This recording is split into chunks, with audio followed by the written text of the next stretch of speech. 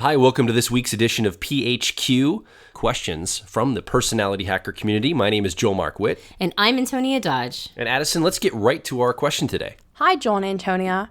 I have a question about the NI function and how its placement affects behavior or thought process. I'm specifically referring to the types that use this either as a dominant or auxiliary function, like INTJ and INFJ, or ENFJ and ENTJ. Basically, can you compare or contrast NTJ types and NFJ types using NI as a standard and how it shows up in the dominant flow position versus the supplementary auxiliary position? Thanks, Rebecca, personality nerd. Thanks, Rebecca, personality nerd. Yeah, thank you for the question. I think in order to understand how any cognitive function works, depending upon whether or not it's a dominant or an auxiliary, is to really understand our relationship with our dominant process versus our auxiliary process. So the dominant process is what we like to call the flow state. And that is, and when we use the word flow, we're using it in the way that Mihai Csikszentmihalyi used it in his book called Flow. There are activities that give you energy by using them. They're highly rewarding. You lose time in these activities. They're challenging, but not too challenging. And when we use and exercise our dominant process, we go into a flow state. It makes us feel really good. It regenerates our batteries. We have a very strong relationship with our dominant process. And in some ways, it feels like a compulsion because it feels like such a part of our identity. So no matter what cognitive function is in our driver or our dominant process or dominant position, we're going to feel compelled to use it, and we're going to want to use it as much as humanly possible. Anytime we pour time and effort into developing a skill, it means that we get higher and higher levels of proficiency in that. And so our dominant process for each personality type becomes a genius for us, right? Like we clock way more than 10,000 hours using it. We're very satisfied in using it. We see ourselves as the kind of person who is, fill in the blank depending upon ways of like defining characteristics of those processes. So our relationship to our dominant process is very strong, and it's going to show up all the time. Our co-pilot process or auxiliary process, on the other hand, is a natural talent for us, but we may or may not develop it to the level of high proficiency. And in fact, that's one of the things we push here at Personality Hacker is focus on developing that auxiliary process because it's the thing that rounds us out. But we're always going to have an attraction to it. And it's always going to be something that is, at least to some extent, fun for us to use unless we're in a defensive position and trying to avoid it for some reason because it's giving us information we don't want to hear. So the reason why I mention that is the same applies for NJs. It doesn't matter what NJ type you are.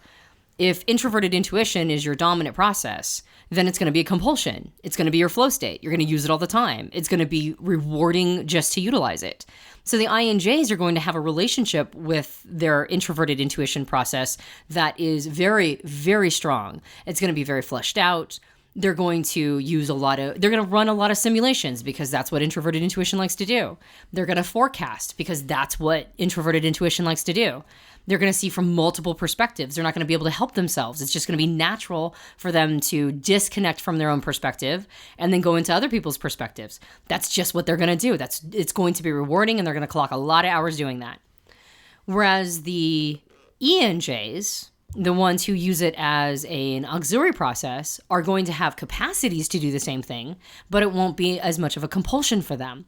So they're not going to run as many simulations. They're only going to run the simulations that serve their dominant process. So if they're an ENTJ and their dominant process is effectiveness or extroverted thinking, and they're trying to get a project done, or they're trying to figure out what the best system to set up is or the best course of action, then they're going to pull on that perspectives or introverted intuition process to help inform that. But they're not going to simply sit around doing that unless it's fun, rewarding, gets an end met, right? So they're going to be running fewer simulations, and they're going to be running fewer projections than, say, an INTJ would. And the same thing with an ENFJ. They're going to be using it primarily in relationship management because extroverted feeling or harmony is their dominant process. So it's all going to be about relationships. And so they're going to pull in their perspectives process when they need to say and take a meta perspective on relationship conflict, or when they're trying to figure out why two people are not getting along or are getting along. So they're not going to run as many simulations. They're not going to be shifting perspectives nearly as much, but they will be doing it when it serves their driver process or that dominant process. So the way it's going to look is INJs are going to have much higher degrees of proficiency in using the perspectives process or introverted intuition. And ENJs are going to have skill, probably skill developed, as long as they're not, really quite broken. They're going to have skill development there, but it's not going to be nearly at the level of proficiency. And that same rule applies to all cognitive functions in the driver or dominant and auxiliary positions. Now, one way that you can really see this showing up is that when introverted intuition is your dominant process, you're leading with a perceiving process that takes in information and then post-processes it. That's how both the introverted perceiving processes work, both introverted sensing and introverted intuition. So what ends up happening is whenever anybody captures information to review later its significance or meaning, it means that they're actually quite vulnerable to information that's given to them because they don't have the ability to immediately process it and then throw out whatever they don't want. They're capturing it for review for later. And that means that they're vulnerable to information that comes inside of them because they're capturing it internally. So what I've noticed is that INJs, both INJ types, INFJs and INTJs, have a sense of, I don't even want to say fear, but it can be fear around being highly vulnerable to other people's input, or not input as in like what people think of them, although that can be a component too. But it's more like, what are they picking up? What's the information they're taking in? And there's a sense of vulnerability to that because they don't have any like line of defense against it. They're simply taking in information, pattern recognizing, and capturing it for later. Whereas ENJs don't lead with introverted intuition. That's supplemental for them. They're leading with an extroverted judging process, extroverted feeling or extroverted thinking, which is a very assertive process. It very much makes decisions about how things should be in the outside world. So it's usually it's much better at setting boundaries. It generally tends to be a lot more controlling than it is vulnerable. And so an ENJ is not going to show up with the same level of fear or vulnerability that an INJ is. Now, they might have some of that. That might be a piece of it. But they're not going to just show up in the world fearing people, like basically doing damage in their internal world. So an ENJ is going to be a little less protective of that introverted intuition piece and what it does for them when they're in a controlling phase or when they're in a leadership phase or they know how things should be. The way that introverted intuition shows up for them is by helping them lead with more empathy or lead with more sustainability on their mind. It's going to help them navigate that leadership quality, navigate that leadership piece. So again, it's going to be a helper. It's going to be a co-pilot. It's going to help them navigate, but it's not going to leave them as much of a fearful of exposure like it would for an INJ.